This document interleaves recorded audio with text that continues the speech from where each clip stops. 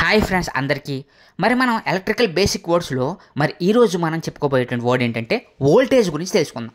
నార్మల్గా మన ఇంట్లో హై వోల్టేజ్ వచ్చింది, లో వోల్టేజ్ వచ్చింది అని చెప్పేసి మనం నార్మల్గా అంటూ ఉంటాం కదా.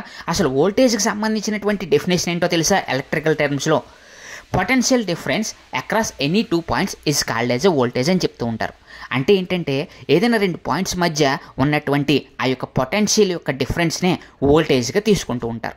నార్మల్గా మనం తీసుకుంటే వోల్టేజ్ని వోల్ట్స్లో కొలుస్తారు. అంటే వోల్టేజ్కి యూనిట్స్ ఏంటంటే వోల్ట్స్ అనమాట. అలాగే సాధారణంగా మన ప్రతి ఇంటికి వచ్చేటువంటి వోల్టేజ్ ఎంత ఉంటుందో తెలుసా? 230 వోల్ట్స్ ఉంటుంది. మరి దీని ప్రకారం మనం వోల్టేజ్ని వోల్ట్ మీటర్తో మెజర్ చేస్తూ ఉంటారనమాట. మరి ఈ విధంగా మనం ఎలక్ట్రికల్ డెఫినేషన్లో భాగంగా పొటెన్షియల్ డిఫరెన్స్నే మనం వోల్టేజ్గా తీసుకుంటూ ఉంటాం.